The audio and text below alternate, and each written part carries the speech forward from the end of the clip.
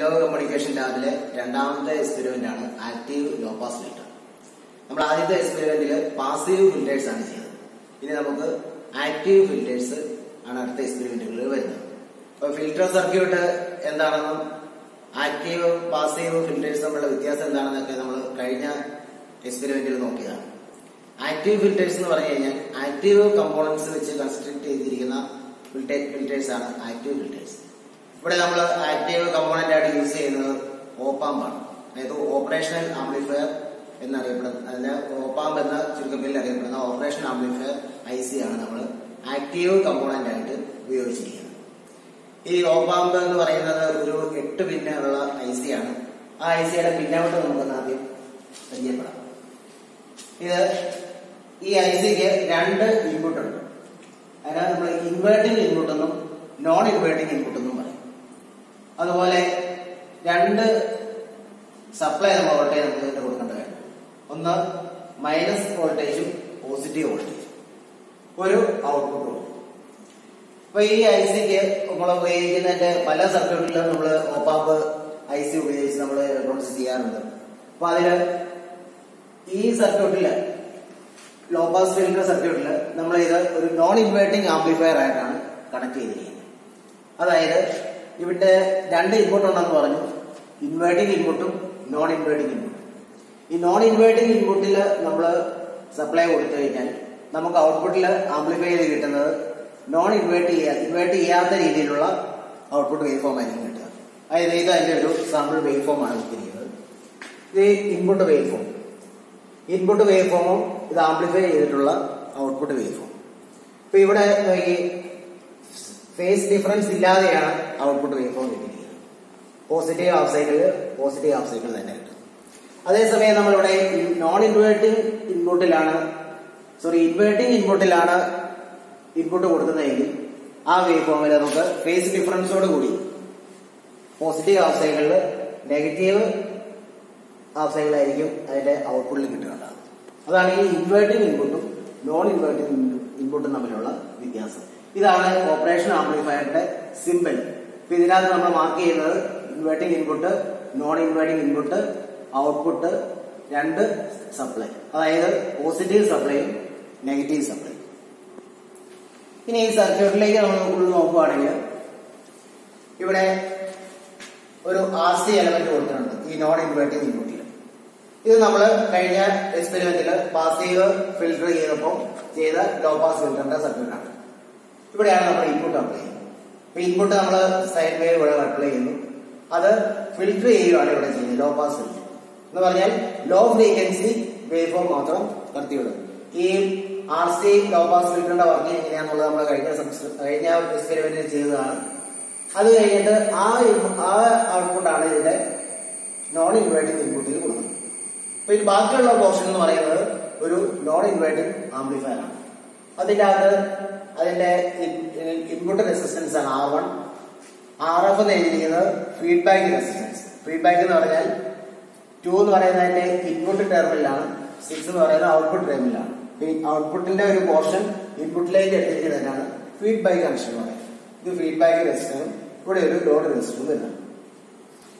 ഇനി ഇതിന്റെ ഡിസൈൻ ആണ് ഇവിടെ കൊടുത്തിരിക്കുന്നത്. ഡിസൈൻ ഇക്വേഷൻ FH എന്ന് പറയുന്നത് 1/2πRC. FH എന്ന് പറയുന്നത് ഹയർ കട്ട് ഓഫ് ഫ്രീക്വൻസി ആണ്. നമ്മൾ ലോ പാസ് ഫിൽറ്റർ എന്താണ് നമ്മൾ പഠിച്ചതാണ്.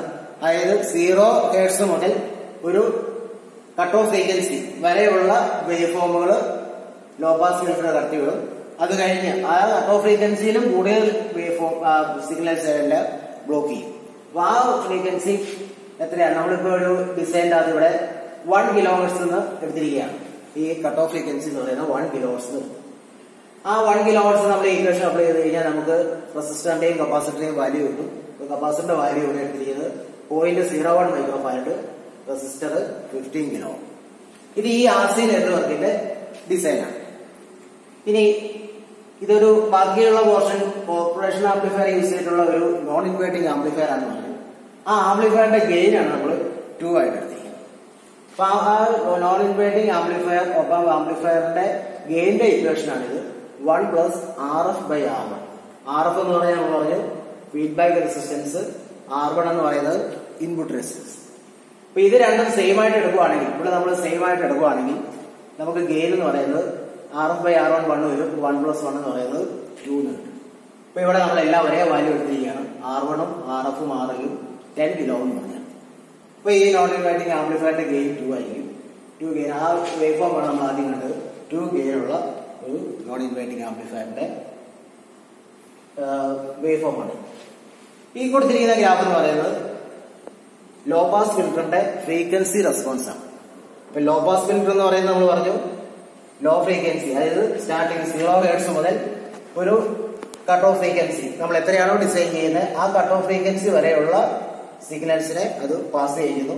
അത് കഴിഞ്ഞ് ഉള്ള ഹയർ ഫ്രീക്വൻസി സിഗ്നൽസ് അറ്റൻഡേറ്റ് ചെയ്യുന്നത് 0യിലേക്ക് പോകും.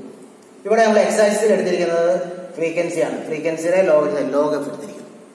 വൈ ആക്സിസിൽ ഗെയിൻ ഇൻ dB, ഡെസിബലിലുള്ള ഗെയിൻ ആണ് എടുത്തിരിക്കുന്നത്.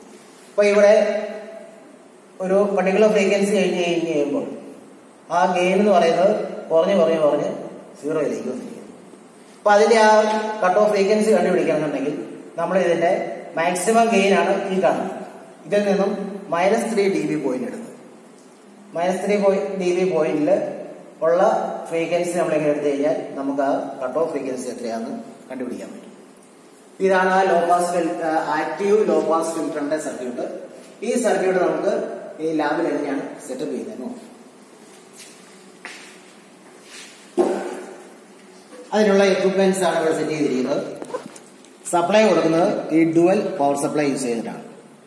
നേരത്തെ പറഞ്ഞു ഓപ്പാമ്പിന് 2 സപ്ലൈ വേണം, അതായത് പോസിറ്റീവ് സപ്ലൈയും നെഗറ്റീവ് സപ്ലൈയും. ഇവിടെ ഈ റെഡ് വന്നിരിക്കുന്നത് പോസിറ്റീവ് ആണ്. പോസിറ്റീവ് +15 വോൾട്ട് നമുക്ക് ഇവിടെ കിട്ടും. ഈ ഗ്രീൻ കളറിലുള്ള നോബ് നെഗറ്റീവ് സപ്ലൈ ആണ്, അതായത് -15 വോൾട്ട് ഇവിടെ കിട്ടും. ബ്ലാക്ക് വന്നിരിക്കുന്നത് ഗ്രൗണ്ട്. നമ്മൾ ഈ സർക്യൂട്ടിന്റെ കോമൺ കണക്ഷനിലേക്കാണ് ഈ ഗ്രൗണ്ട് കണക്ട് ചെയ്യേണ്ടത്. ഇതാണ് 741 IC. 8 പിന്നുള്ള ഒരു dual in time package, dip പാക്കേജിലുള്ള ഒരു IC ആണ്. ഇതിന്റെ പിൻ അറേഞ്ച് ചെയ്തിരിക്കുന്നത് ഫസ്റ്റ് പിന്ന് കണ്ടുപിടിക്കാൻ ഇവിടെ ഒരു നോച്ച് ഉണ്ടാവും. ആ നോച്ചിനോട് ചേർന്ന് താഴെയുള്ളതാണ് ഫസ്റ്റ് പിൻ. അപ്പോൾ 1 2 3 4 കഴിഞ്ഞ് 5 ഈ സൈഡിൽ വരും. 5 6 7 8. അപ്പൊ അതിന്റെ പിൻ ഡയഗ്രാം ഇവിടെ കൊടുത്തിട്ടുണ്ട്. ഫസ്റ്റ് പിൻ എന്ന് പറയുന്നത് ഓഫ്സെറ്റ്. ഫസ്റ്റും 5th പിൻ ഓഫ്സെറ്റ് ആണ്. അത് നമ്മൾ ഈ സർക്യൂട്ടിൽ ഇപ്പം കണക്ട് ചെയ്യുന്നില്ല. ഓഫ്സെറ്റ് എന്ന് പറഞ്ഞു കഴിഞ്ഞാൽ ഔട്ട്പുട്ട് കറക്റ്റ് ചെയ്യാൻ വേണ്ടി നമ്മൾ വോൾട്ടേജ് കൊടുക്കാനുള്ള പിന്നുള്ള ഓഫ്സെറ്റ് വോൾട്ടേജ് കൊടുക്കുന്നത്. നമ്മളിവിടെ യൂസ് ചെയ്യുന്നത് 2ഉം 3ഉം. അത് രണ്ടും ഇൻപുട്ടാണ്. 2 എന്ന് പറയുന്നത് ഇൻവേർട്ടിംഗ് ഇൻപുട്ട്, -V എന്ന് പറയും. 3 എന്ന് പറയുന്നത് നോൺ ഇൻവേർട്ടിംഗ് ഇൻപുട്ട്. 4ഉം 7ഉമാണ് സപ്ലൈ കൊടുക്കേണ്ട പിന്നുകൾ. 4th പിന്നിൽ നമ്മൾ നെഗറ്റീവ് വോൾട്ടേജ് കൊടുക്കണം, അതായത് -15 വോൾട്ട്. 7ാമത്തെ പിന്നിൽ പോസിറ്റീവ് 15 വോൾട്ട്.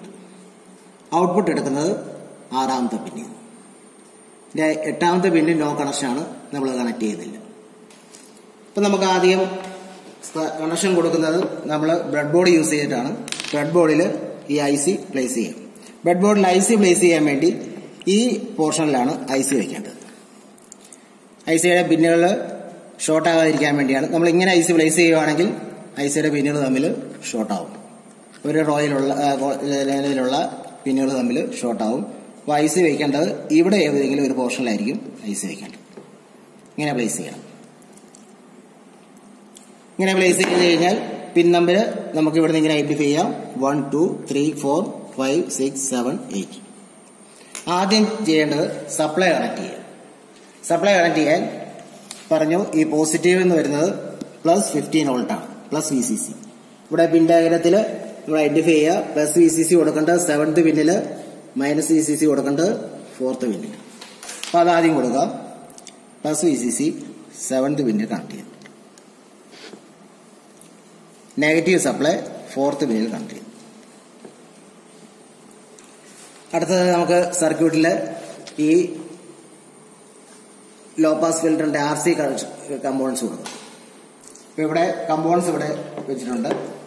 നമ്മള് ഡിസൈൻ്റെ അകത്ത് വന്നിരിക്കുന്നത് R എന്ന് പറയുന്നത് 15 കിലോ ഓമും കപ്പാസിറ്റർ 0.01 മൈക്രോഫാരഡാണ്. സർക്യൂട്ട് ഇതാണ്. നോൺ ഇൻവേർട്ടിംഗ് പിന്നിൽ, അതായത് മൂന്നാമത്തെ പിന്നിലേക്കാണ് ഈ ഇൻപുട്ട് നമ്മൾ കണക്ട് ചെയ്യുന്നത്. അപ്പോൾ മൂന്നാമത്തെ പിന്നിലേക്ക് റെസിസ്റ്ററും കപ്പാസിറ്ററും കണക്ട് ചെയ്യാം.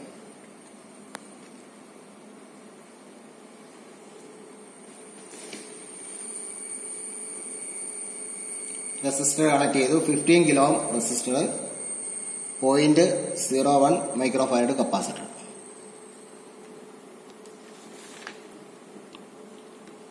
കപ്പാസിറ്റർ ഇൻപുട്ട് മൂന്നാമത്തെ പിന്നും ഗ്രൗണ്ടുമായിട്ടാണ് കണക്ട് ചെയ്യുന്നത്. ഇതാണ് നമ്മുടെ ഗ്രൗണ്ട് ടെർമിനൽ എന്ന് പറയുന്നത്. ഗ്രൗണ്ട് എന്ന് പറഞ്ഞാൽ കോമൺ ടെർമിനൽ. ഈ കോമൺ ടെർമിനലിലേക്ക് വേണം സപ്ലൈയുടെ ഈ 0, അതായത് ഈ ഗ്രൗണ്ട് കണക്ട് ചെയ്യാൻ വേണ്ടി. സപ്ലൈയുടെ ഗ്രൗണ്ട് ആ കോമൺ പിന്നിലേക്ക് കണക്ട് ചെയ്യാം, അതായത് നെഗറ്റീവ്. ഇത്രയും പോർഷൻ നമ്മൾ കണക്ട് ചെയ്തു. ഇനി ഈ R1ഉം RF, RL ഇത് മൂന്നും 10 കിലോ ഓം എന്ന് പറഞ്ഞാണ് ഇവിടെ നമ്മൾ ഡിസൈനിൽ എടുത്തിരിക്കുന്നത്. ഗെയിൻ 2 കിട്ടുന്ന രീതിയിൽ, ഈ നോൺ ഇൻവേർട്ടിംഗ് ആംപ്ലിഫയറിന്റെ ഗെയിൻ 2 കിട്ടുന്ന രീതിയിൽ. അപ്പോൾ R1 എന്ന് പറയുന്നത് രണ്ടാമത്തെ പിൻ, അതായത് നോൺ ഇൻവേർട്ടിംഗ് പിന്നിൽ നിന്നും ഗ്രൗണ്ടിലേക്ക് കണക്ട് ചെയ്യുക. RF എന്ന് പറയുന്നത് ഈ നോൺ ഇൻവേർട്ടിംഗ് പിന്നിൽ രണ്ടാമത്തെ പിന്നിൽ നിന്നും ഔട്ട്പുട്ടായ ആറാമത്തെ പിന്നിലേക്ക് കണക്ട് ചെയ്യാം. RL എന്ന് പറയുന്നത് ഔട്ട്പുട്ട് ആറാമത്തെ പിന്നിൽ നിന്നും ഗ്രൗണ്ടിലേക്ക് കണക്ട് ചെയ്യുക. ഇത് മൂന്നുമാണ്. 10 കിലോ ഓം റെസിസ്റ്റേഴ്സ് ഉണ്ട്. ഈ 10 കിലോ ഓം റെസിസ്റ്ററിൽ ഒന്ന് രണ്ടാമത്തെ പിന്ന് നോൺ ഇൻവേർട്ടിംഗ് പിന്നിൽ നിന്നും ഗ്രൗണ്ടിലേക്ക് കണക്ട് ചെയ്തു.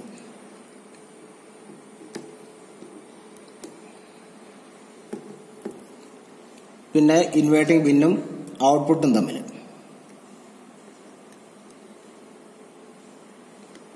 ഔട്ട്പുട്ട് ആറാമത്തെ പിന്നാണ്, ആറാമത്തെ പിന്നിലേക്ക് കണക്ട് ചെയ്തു.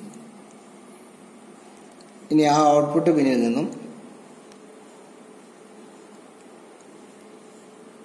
ഗ്രൗണ്ടിലേക്ക് കണക്ട് ചെയ്തു.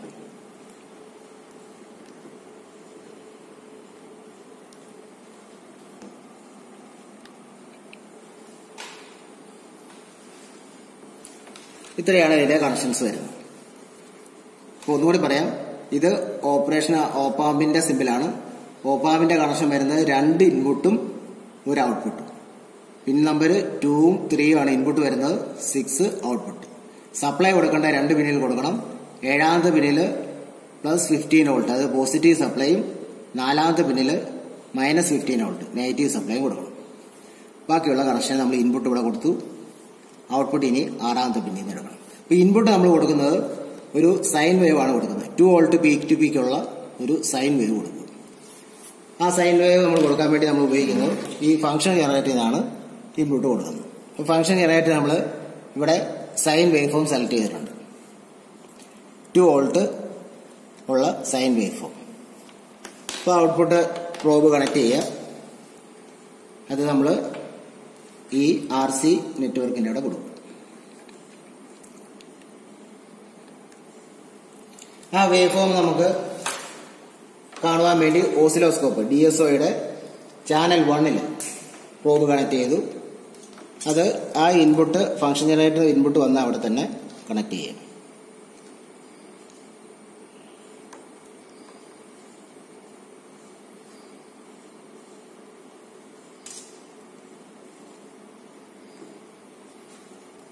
നമുക്ക് ഇൻപുട്ട് വേവ് ഫോം, നമ്മൾ കൊടുത്ത ഇൻപുട്ട് വേവ് ഫോം നമുക്കിവിടെ ഡിസ്പ്ലേ ചെയ്ത് കിട്ടുന്നുണ്ട്. ഇനി ഔട്ട്പുട്ട് രണ്ടാമത്തെ ചാനലിൽ DSOയുടെ ചാനൽ 2ൽ നമുക്ക് ഔട്ട്പുട്ട് കണക്ട് ചെയ്യാം. ഔട്ട്പുട്ട് കണക്ട് ചെയ്യുന്ന ഔട്ട്പുട്ട് പിൻ എന്ന് പറയുന്നത് ഓപ്പാമിന്റെ ഔട്ട്പുട്ട് പിന്ന് 6ാമത്തെ പിന്നാണ്. അപ്പൊ 6ാമത്തെ പിന്നിൽ ഔട്ട്പുട്ട് പ്രോബിന്റെ പോസിറ്റീവ് കണക്ട് ചെയ്യാം, നെഗറ്റീവ് കോമൺ ടെർമിനൽ കണക്ട് ചെയ്യാം.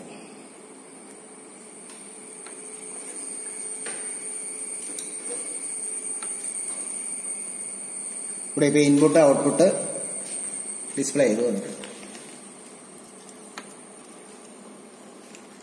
ഇനി നമുക്ക് ഇതിനകത്ത് ചെയ്യേണ്ടത് ഈ ഇൻപുട്ട് ഫ്രീക്വൻസി ഒരു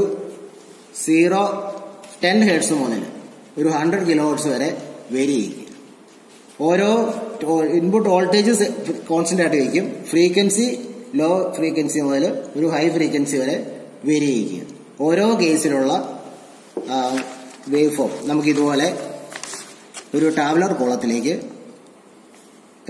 നോട്ട് ചെയ്തെടുക്കണം. അതായത് ഫ്രീക്വൻസി ഒരു 10 ഹെർട്സ് മുതൽ 100 കിലോ ഹെർട്സ് വരെ അല്ലെങ്കിൽ അതിൽ കൂടുതലോ എത്രയാണെന്ന് വെച്ചാൽ അതുവരെ ഇത് വേരി ചെയ്യിക്കുക.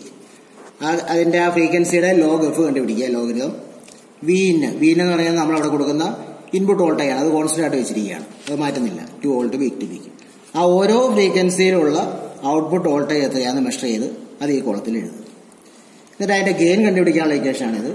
ഗെയിൻ ഇൻ dB കണ്ടുപിടിക്കാൻ ഡെസിബിളിലുള്ള ഗെയിൻ 20 × log Vout/Vin. അപ്പോൾ ഈ ഇക്വേഷൻ ഉപയോഗിച്ച് നമുക്ക് ഓരോ ഫ്രീക്വൻസിയിലുള്ള ഗെയിൻ കണ്ടുപിടിച്ച് അത് ഈ ഒബ്സർവേഷൻ ചാർട്ടിൽ നമ്മൾ നോട്ട് ചെയ്യുക. നമുക്ക് ഫ്രീക്വൻസി വേരി ചെയ്യിക്കാം. ഇവിടെ നമ്മൾ ഇൻപുട്ട് 10 ഹെർട്സ് ഇൻപുട്ട് ആക്കിയിട്ടുണ്ട്. 10 hertz input 2 volt peak to peak amplitude. ഇവിടെ input output wave form display ചെയ്തിരിക്കുന്നു. Input wave form channel 1 output wave form channel 2. Channel 1 2 volt input, output നമുക്ക് കിട്ടിയിരിക്കുന്നത് 4.3 വോൾട്ട് ഔട്ട്പുട്ട് കിട്ടിയിരിക്കുന്നു. അപ്പോൾ അത് ആംപ്ലിഫൈ ചെയ്ത് 2 ഗെയിനുള്ളവരുടെ ഇരട്ടിയോളം വോൾട്ടേജ് കിട്ടുന്നുണ്ട്. ഇനി നമുക്ക് ഇവിടുന്ന് ഫ്രീക്വൻസി കൂട്ടണം. ഇതിപ്പോൾ ഒരു 100 ഹെർട്സ് ആക്കി. 100 ഹെർട്സ് ആക്കിയപ്പോഴും ഇൻപുട്ടും ഔട്ട്പുട്ട് വോൾട്ടേജ് എന്ന് പറയുന്നത് 4.4 വോൾട്ട് കിട്ടുന്നുണ്ട്. ഇനി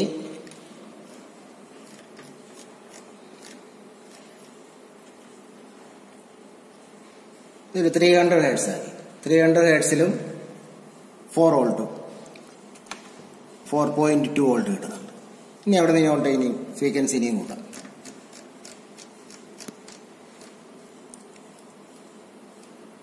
ഇപ്പോൾ 500 ഹെർട്സ് ആയി. 500 ഹെർട്സിൽ 4 വോൾട്ട് ഔട്ട്പുട്ട് കിട്ടുന്നുണ്ട്. ഒരു 800 ഹെർട്സ്. 800 ഹെർട്സിൽ 3.5 വോൾട്ട്, അല്പം കുറഞ്ഞു.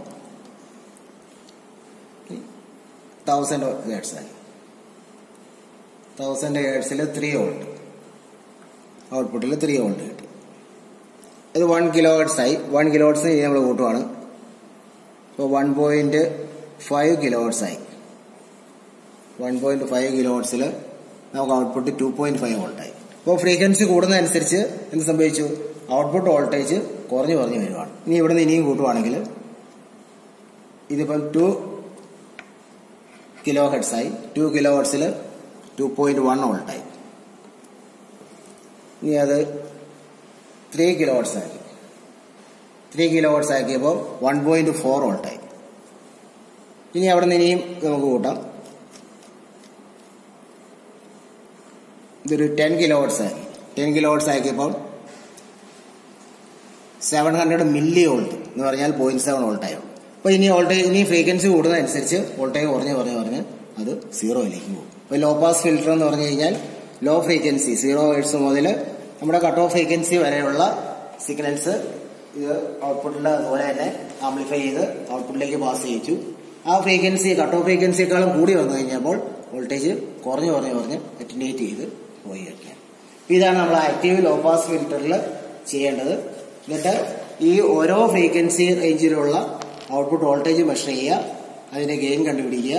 അത് ഫ്രീക്വൻസി എക്സ് ആക്സിസിൽ ലോഗ് എഫും വൈ ആക്സിസിൽ ഗെയിനും dB എടുത്ത് ഫ്രീക്വൻസി റെസ്പോൺസ് വരയ്ക്കുമ്പോൾ നമുക്ക് ഇതുപോലെയുള്ള ഒരു ഫ്രീക്വൻസി റെസ്പോൺസ്, അതായത് ലോ ഫ്രീക്വൻസി മാത്രം പാസ് ചെയ്യിച്ചിട്ടുള്ള ഒരു ഫ്രീക്വൻസി റെസ്പോൺസ് കിട്ടുന്നതായിരിക്കും. അപ്പോൾ ആക്റ്റീവ് ലോ പാസ് ഫിൽറ്റർ എന്ന എക്സ്പെരിമെന്റിനെ കുറിച്ച് എങ്ങനെയാണ് സെറ്റപ്പ് ചെയ്യേണ്ടതിനെ കുറിച്ചുള്ള മനസ്സിലായി കാണുമെന്ന് വിചാരിക്കുന്നു. Thank you.